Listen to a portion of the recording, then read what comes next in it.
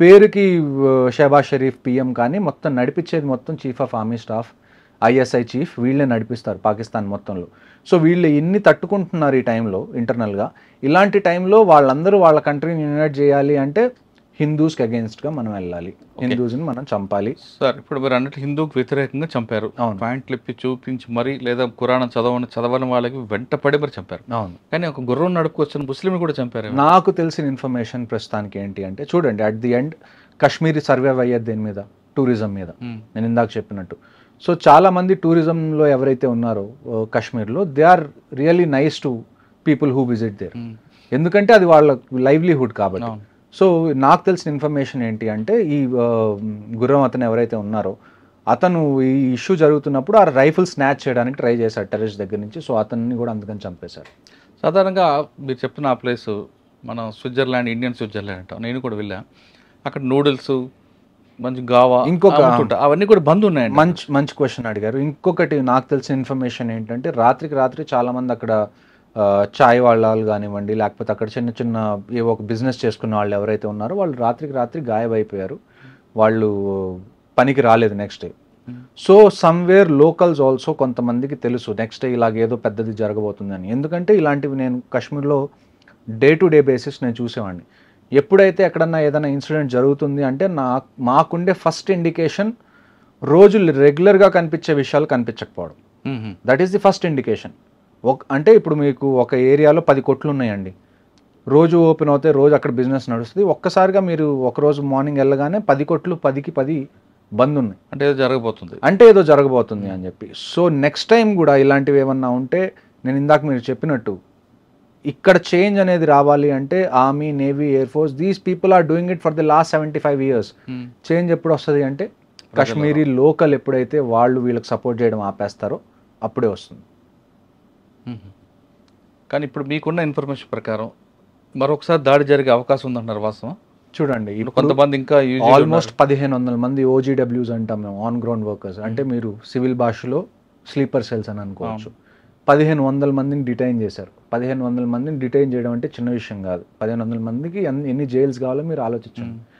వీళ్ళందరినీ ఉతికి ప్రతి ఇన్ఫర్మేషన్ బయటికి లావుతారు. ఎవరు దీని వెనకాల హ్యాండ్లర్స్ ఉన్నారు, అసలు దీని మొత్తాన్ని ఎగ్జిక్యూట్ చేసింది ఎవరు. Rashtriya rifles is going to do it's work అండి, అందులో మీకు డౌటే లేదు. ఎవరైతే ఈ టెర్రరిస్ట్ ఉన్నారో, ఎవరైతే దీనికి పాల్పడ్డారో వీళ్ళైతే ఖచ్చితంగా చచ్చిపోతారు. There is no doubt in it. కానీ వీళ్ళని చంపేస్తే ప్రాబ్లం అయిపోదు కదా. We also need solution for a long duration. Long term solution కావాలి. లాంగ్ టర్మ్ సొల్యూషన్ కావాలి అంటే Pakistan army needs to be targeted. దానికి మీరు వార్ చేయాలి అని అనుకుంటే వీఆర్ రెడీ టు పార్టిసిపేట్.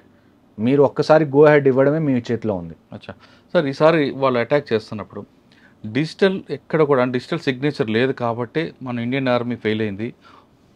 కంప్లీట్గా మనం డిజిటల్ మీద, ఎలక్ట్రానిక్ దీని మీద ఎక్కువ ఉన్నాం, సెల్ ఫోన్స్ వాటి మీద మనం ఎక్కువ ఫోకస్ చేస్తాం. కానీ ఫుడ్ ఇంటెలిజెన్స్కి మనం ప్రయారిటీ ఇవ్వలేదు కాబట్టి ఈసారి వచ్చిందని ఒక వార్త ఉంది, వాస్తవం అంటారు అది? చూడండి, మీకు నేను లాస్ట్ టైం మాట్లాడినప్పుడు కూడా నేను చెప్పాను, ఇంట్ అనేది 2 రకాలు. ఫోన్స్ కానీ ఏది కూడా యూజ్ చేయలేదు కదండి. ఎలాగో అలాగా ఇప్పుడు ఒక ఆపరేషన్ చేయాలి అని అనుకుంటే ఎక్కడో చోట కమ్యూనికేషన్ అనేది వాళ్ళు ఎస్టాబ్లిష్ చేసుకోవాలి, తప్పదు అది. ఎప్పుడు అంటే బీట్ ఫిజికల్గా కానివ్వండి, లేకపోతే టెక్నికల్గా కానివ్వండి. మనకి 2 రకాల ఇంటెలిజెన్స్ ఉంటాయి. ఒకటి ఫిజికల్ ఇంటెలిజెన్స్, ఒకటి టెక్ ఇంటెలిజెన్స్. ఫిజికల్ ఇంటెలిజెన్స్ కన్నా టెక్ ఇంటెలిజెన్స్ మీద మనం ఎందుకు డిపెండ్ అవుతాము అంటే, technical intelligence is most of the time is very accurate. ఎందుకంటే కరెక్ట్ ఉంటుంది, పిన్ పాయింట్ మనకు దొరుకుతుంది. లేకపోతే దాన్ని ఏమంటారు, ఇప్పుడు ఫిజికల్ సోర్సెస్ ఉన్నారు, అవునా కాదా ఇటువంటి కొంచెం కొద్దిగా అందులో దాన్ని ఏమంటారు, మనకు కూడా డౌట్స్ ఉంటాయి. వీళ్ళు నిజంగా టెర్రరిస్ట్ గురించి చెప్తున్నారా, లేకపోతే మనల్ని టార్గెట్ చేయడానికి చూస్తున్నారా అన్నది. అలాగే చాలా మంది ప్రాణాలు కోల్పోయిన ఆపరేషన్స్ లో ఉన్నాయి, చాలా ఉన్నాయి. ఆ తర్వాతే మనం టెక్నికల్ ఇంటెలిజెన్స్ మీద ఎక్కువ డిపెండ్ అయ్యాం. ఎందుకంటే టెక్నికల్ ఇంటెలిజెన్స్ వల్ల ఏమవుతుంది అంటే, కొన్ని సిమ్ కార్డ్స్ వాడేవాళ్ళు మనకి కనీసం ఒక 10 meters రేడియస్లో ఎక్కడ ఉన్నారన్నది తెలుస్తుంది. 10 meter రేడియస్లో మనకు తెలియడం అంటే చాలా చాలా అక్యురేట్ అన్నట్టు. కొన్ని నెట్వర్క్స్లో ఎలాగుంటుందంటే అట్లీస్ట్ 200-300 meters, కొద్దిగా డిఫికల్ట్ అయినా కానీ 200-300 meters మనం కవర్ చేయడం పెద్ద ఇష్యూ కాదు. కొన్ని నెట్వర్క్స్ ఎలాగుంటాయంటే ఇంట్లో ఏ రూమ్లో కూర్చున్నా కూడా మనకి 5 meters అక్యురసీ ఉన్న నెట్వర్క్స్ కూడా ఉన్నాయి. ఓకే. సో అందుకని మనం ఎక్కువగా టెక్నికల్ ఇంటెలిజెన్స్ మీద డిపెండ్ అవ్వడం మొదలు పెడుతున్నాం. ఇంకొక విషయం ఏంటి అంటే టెక్నికల్ ఇంటెలిజెన్స్ ఎందుకు ఇంపార్టెంట్ అంటే కాశ్మీర్లో నేను మీకు చెప్పినట్టుగా ఇట్స్ సివిలియన్ ఏరియాస్ చాలా ఉన్నాయి. మీరు అర్బన్ వార్ఫేర్ అనేది చేయాలి. ఈ టెక్నికల్ ఇంటెలిజెన్స్ వల్ల ఏమవుతుంది అంటే కొలెటరల్ డ్యామేజ్ అనేది కంప్లీట్గా తగ్గిపోతుంది. సో అందుకని మనం టెక్నికల్ ఇంటెలిజెన్స్కి ఎక్కువగా మనం ప్రయారిటీ ఇస్తాం. కానీ మీరు చెప్తున్నాక ఫుడ్ ఇంటెలిజెన్స్ ఎందుకు ఇవ్వట్లేదు మరి? ఫుడ్ ఇంటెలిజెన్స్ ఇవ్వట్లేదని కాదండి, ఫుడ్ ఇంటెలిజెన్స్ కూడా మన దగ్గర ఉంటుంది, కానీ అదంతా అక్యురేట్ కాదు అంటున్నాను నేను. అదే అవునట కాదట అది డౌట్ఫుల్ గా ఉంటుంది కొద్దిగా. అదే ఆర్మీని కూడా మిస్యూజ్ చేయడానికి కూడా. ఇంకొక న్యూస్ ఏమొచ్చింది మనకి దీని మీద అప్డేట్ ఏం తెలిసింది, వచ్చిన వాళ్ళు ఆర్మీ యూనిఫామ్ వేసుకొని వచ్చారు, వాళ్ళు జనాల్ని కన్ఫ్యూజ్ చేశారు. అన్నిటికన్నా నాకు బాధేసిన విషయం ఏంటి అంటే ఇదంతా జరిగిన తర్వాత కొంతమంది అడవులోకి పారిపోయారు చాలామంది టూరిస్ట్. ఇండియన్ ఆర్మీ అక్కడికి వచ్చి వాళ్ళందరినీ రెస్క్యూ చేస్తే వాళ్ళందరూ భయపడుతున్నారు. అంటే అసలు ఇండియన్ ఆర్మీని చూసి కూడా వాళ్ళకి ఏమనిపిస్తుంది అంటే మళ్ళీ టెర్రరిస్ట్ వచ్చారు మమ్మల్ని చంపడానికి అని. ఇండియన్ ఆర్మీ వాళ్ళు వాళ్ళని కూర్చోబెట్టి లేదు మేము ఆర్మీ వాళ్ళని చెప్పి నచ్చ చెప్పాల్సి వచ్చింది. అది పరిస్థితి, అక్కడ గ్రౌండ్ రియాలిటీ అది. ఇక్కడ హైదరాబాద్ లాగానో లేకపోతే గుంటూరు లాగానో విజయవాడ లాగా లాంటి రియాలిటీ కాదు ఇక్కడ. ఇక్కడ మనకి ప్లేన్స్ ఉన్నాయి, ప్రతి చోటకి మీరు ప్రతి చోటకి రోడ్డు ఉంది, మీరు వెహికల్ తీసుకొని ఆల్మోస్ట్ అక్కడ దాకా వెళ్ళొచ్చు.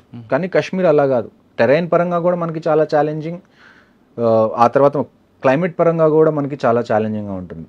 కానీ ఏ ఛాలెంజెస్ ఉన్నా కానీ నేను మీకు చెప్తుంది అదే, ఇఫ్ ఆ సొల్యూషన్ ఏదన్నా గవర్నమెంట్ తీసుకుంటే we are ready to encourage it, we are ready to participate in it. Okay sir, ఇప్పుడు కొంతమంది ఎస్కేప్ అయ్యారు అంటే కొంతమంది దాటి ఉండొచ్చు, లేదా ఇంకా లోపల కొంతమంది ఉండొచ్చు.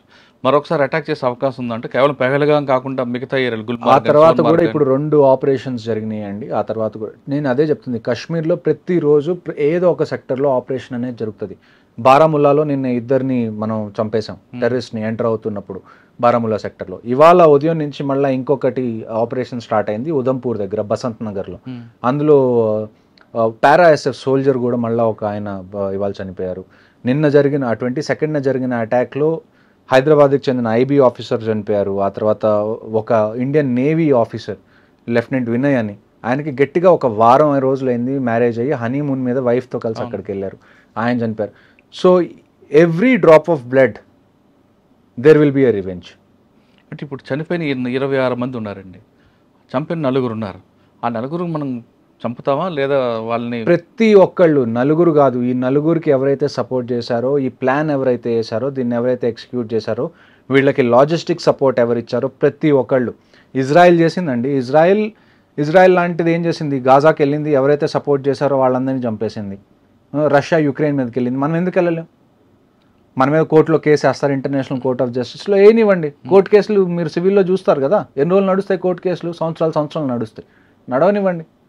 మీకు this is the time you have to teach them A lesson. మీరు ఇంకా దీన్ని డిలే చేసి మేము సాఫ్ట్గా ఉంటాం, మేము పద్ధతిగా ఉంటాం, మనం ఏమన్నా సవాలమా? అవును, ప్రతిసారి ఇలాగ మన మీద ఏదైనా జరగడం, మనం ఒక 2 రోజులు క్యాండిల్ పట్టుకోవడం, మళ్ళీ ఒక 2-3 నెలల తర్వాత మళ్ళీ క్రికెట్ కావాలి, లేకపోతే అక్కడి నుంచి యాక్టర్స్ కావాలి అని మాట్లాడుకోవడానికి.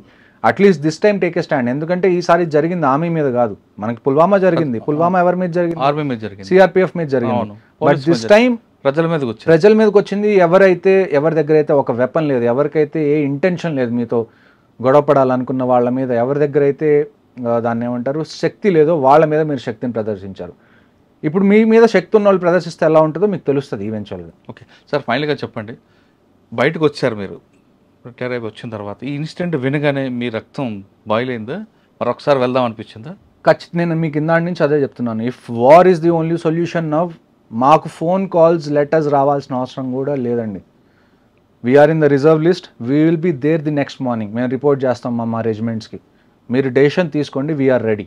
సార్ అక్కడికి వెళ్ళిన తర్వాత అంటే ఇంతకుముందు కూడా మీరు వారంలోనే దాంట్లో చూస్తుంటారు, మీకు ఎవరు గైడెన్స్ చేస్తారు? ఒక దగ్గర జరిగింది, ఇన్ఫర్మేషన్ ఉంది, కొట్టరని అంటారా, లేదు వాడిని పికప్ చేస్తారమంటారు? అంటే ఫస్ట్ ప్రయారిటీ అరెస్టా పికప్?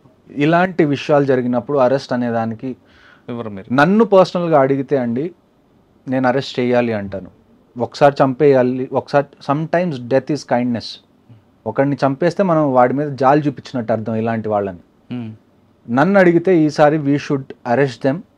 వాళ్ళ టార్చర్ ఎలాగుండాలి అంటే, నేను కాశ్మీర్లో నేను చెప్తాను, నేను ప్రతిసారి ఆపరేషన్కి వెళ్ళేటప్పుడు నేను చెప్పేది ఏంటి అంటే, ఇస్లాంలో ఏంటి ఏంటి అంటే ఎవరన్నా చనిపోతే ఏం చేస్తారు? పూడ్చి పెడతారు, అవును. కాల్చరు. కాలిస్తే వాళ్ళు దాన్ని ఏమంటారు, వాళ్ళ రిలీజన్ బట్టి అది దాన్ని అగేన్స్ట్. ఏ టెర్రరిస్ట్ అయితే ఇస్లాం పేరు చెప్పుకొని ఇక్కడికి వచ్చి పిచ్చి పనులు చేస్తున్నాడో, make sure he doesn't get buried, make sure he gets burnt, he gets roasted. వాళ్ళకి ఎలాగ ఉండాలి అంటే, వాళ్ళు ఏదైతే అనుకొని వచ్చారో, నేను ఇదంతా చేస్తే నేను స్వర్గానికి వెళ్తాను, నేను నన్ను పూడ్చిపెట్టిన తర్వాత అని అనుకున్నారో, ఆ థాట్ని చంపేసేయండి.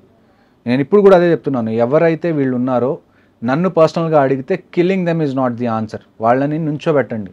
నుంచోబెట్టి వాళ్ళకి కనీసం ఒక 2-3 సంవత్సరాలు ప్రతిరోజు చిత్రహింసలు పెడితే తప్ప నెక్స్ట్ వచ్చే వాళ్ళకి ఆ భయం ఉండదు. చంపేస్తే ఏమవుతుంది, వస్తున్నాం చస్తున్నాం, వీ విల్ గెట్ 72 వర్జిన్స్ అనే డిల్యూషన్లో ఉన్నారు వీళ్ళు. అవును, జిహాద్ అంటున్నాడు కదా. ఈసారి రానివ్వండి, పట్టుకోండి, వాళ్ళని చంపకుండా వాళ్ళని జీవత్వాల్లాగా ఎన్ని రోజులు ఉంచగలిగితే అన్ని రోజులు మీరు ఉంచండి. That is how you teach a lesson నన్ను అడిగితే.